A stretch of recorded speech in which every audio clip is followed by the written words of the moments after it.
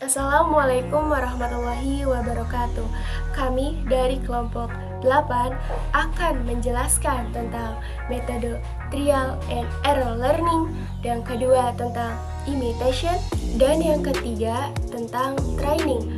Berikut akan dijelaskan oleh rekan saya. Assalamualaikum warahmatullahi wabarakatuh. Perkenalkan, nama saya Animatun Musaada. Saya di sini akan menjelaskan metode yang mengenai fisik motorik pada anak usia dini. Yang pertama adalah metode trial and error training. Metode ini adalah metode yang biasa digunakan untuk anak usia dini pada tahap mencoba dan masih ada kesalahan. Ya, metode ini biasanya digunakan pada anak usia dini itu tanpa adanya pembimbing dan masih di bawah kapasitas anak usia dini. Jadi metode ini belum sepenuhnya 100% dilakukan dengan benar sama anak usia dini. Yang pertama yaitu contohnya anak ketika memegang pensil warna atau pensil ketika untuk menulis dan mewarnai. Anak biasanya memegang pensil dengan tangan yang kiri, dan biasanya anak itu memegang pensil dengan tangan kanan, tetapi belum benar dan memegangnya seperti ini. Ya, memegang pensilnya dengan seperti ini. Jadi anak itu belum sepenuhnya betul. Lalu kita mesti mulus dan membimbing anak usia dini bagaimana cara untuk memegang pensil dengan baik. Kita diarahkan ke anak usia dini agar anak usia dini tidak salah untuk seterusnya memegang pensil dengan baik dan betul. Nah, kita mengajarkan ke anak usia dini itu memegang pensil dengan tangan kanan, lalu kita memegangnya dengan jari satu untuk menulis, jari telunjuknya ditekuk. Nah, kemudian anak diberi pengarahan untuk mewarnai dengan baik dan betul agar nanti anak itu bisa mewarnai sesuai dengan imajinasinya, sehingga anak itu dapat mengembangkan fisik dan motorik serta untuk gaya imajinasinya berkembang. Yang kedua, contohnya itu ketika anak memakai baju.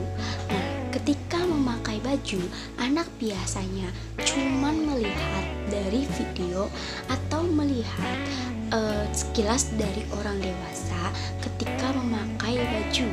Lalu anak praktekkan dengan sendirinya cara memakai baju. Misalkan nah, anak memakai baju dengan tangan yang kiri terlebih dahulu dan kemudian tangan yang kanan. Nah, kita ajarkan ke anak memberi pemahaman untuk memakai baju yang baik dan benar, karena memakai baju sendiri itu dapat menguji kemandirian anak agar anak itu terbiasa memakai baju sendiri. Nah, anak itu memakai baju dengan tangan kanan diarahkan terlebih dahulu, kemudian cara mengancingnya, cara untuk memakai celana, memakai sepatu, dan memakai perlengkapan baju ketika mau berangkat ke sekolah lainnya. Dengan masih ada kesalahan dan orang dewasa pun tidak melihatnya. Kemudian yang kedua adalah toilet training. Itu biasanya anak usia dini melakukan ketika anak usia dini sedang ingin ke toilet, dan biasanya ada salah satu peserta didik anak usia dini itu ketika ditinggal oleh ibunya di sekolah. Nah, anak itu mau ke toilet, kemudian anak itu kebingungan bagaimana sih caranya ke toilet yang betul dan benar. Nah, anak itu menurut dirinya itu sudah betul untuk memasuk ke toilet cara-caranya, tetapi kita perlu ketahui untuk mengetahui anak usia dini agar berkembang dengan baik, terutama tentang toilet training. Nah, biasanya anak banyak sekali kesalahan dan biasanya dari orang tua mengabaikannya sehingga anak itu terbiasa pipis sembarangan dan terbiasa tidak dengan baik melakukan toilet training.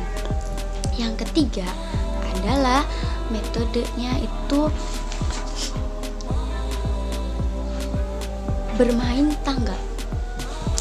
Ketika anak bermain tangga, anak biasanya itu dari tangga pertama lalu lompat ke tangga yang ketiga.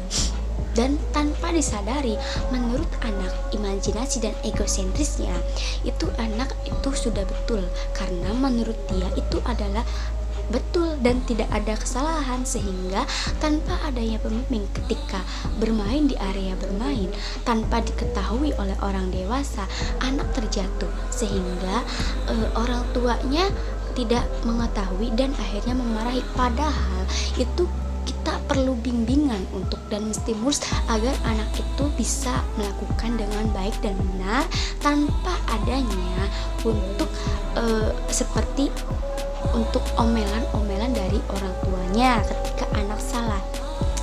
Ya, mungkin segitu yang bisa saya sampaikan. Mohon maaf kurang dan kurangnya. Wabillahi taufiq wal hidayah. Wassalamualaikum warahmatullahi wabarakatuh. Saya Nur Masrullah akan menjelaskan metode dari Hurlock yang kedua, yaitu imitation atau meniru. Imitation atau meniru adalah suatu proses kognisi untuk melakukan tindakan maupun aksi seperti yang dilakukan oleh model dengan melibatkan indera sebagai penerima rangsang dan pemangsangan kemampuan persepsi untuk mengolah informasi dari rangsang dengan kemampuan aksi untuk melakukan gerakan motorik.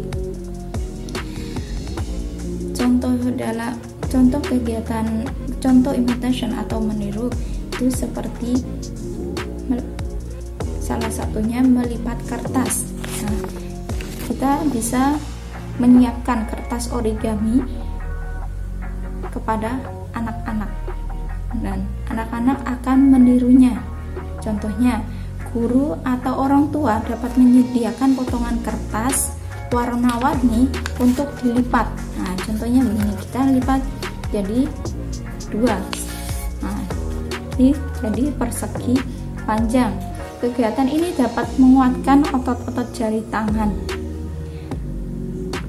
Agar anak dapat mulai melipat sendiri, ajari anak dengan lipatan-lipatan sederhana dulu, seperti dilipat jadi 2, jadi persegi panjang, jadi segitiga. Nah, seperti inilah anak dapat menguatkan otot-otot jari tangan. Yang kedua, dalam kegiatan menggunting kertas, bisa diawali dengan menggunting kertas warna-warni secara bebas. Tuh, kita contohkan dulu kepada anak-anak caranya menggunting. Gunting kecil-kecil. Lalu ditingkatkan dengan cara menggunting bentuk bulat, persegi ataupun segitiga yang digambar di kertas. Dalam kegiatan ini, anak dapat banyak menerima manfaatnya, seperti melatih koordinasi tangan dan mata, stimulasi kekuatan jari, melatih kesabaran, meningkatkan percaya diri, serta ketelitian. Nah, dalam contoh kedua itu kita bisa lakukan dan anak akan menirunya. Ya, contoh ketiga seperti menempel dan melepas stiker. Nah, kita ajak anak untuk bermain menempel lalu melepas stiker dan menempelkannya lagi di tempat berbeda. Kegiatan ini dapat melatih kekuatan dan kelenturan otot-otot tangan. Nah, seperti menempel stiker yang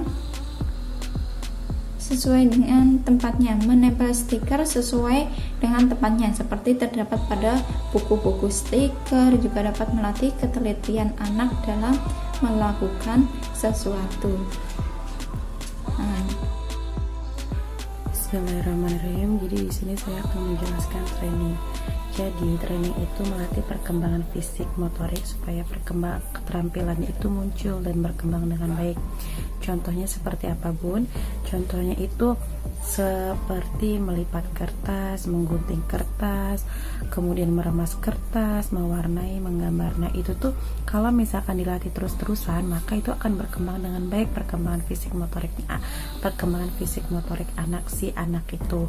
Namun apabila kesalahan gerakan, kebiasaan buruk akan lebih sulit dibuang bila keterampilan tersebut sudah didapat dengan matang. Kan banyak ya, Bun, anak menulis dengan tangan kiri. Nah, itu salah satunya. Apabila dibiarkan saja, maka keterampilan itu akan terbentuk seperti itu dan akhirnya susah untuk diperbaikinya. Makanya kalau misalkan ada anak yang menulis dengan tangan kiri, itu harus segera dibenarkan, atau cara memegang pensilnya kurang benar gitu. Nah, itu memang harus dari awal sudah dibenarkan.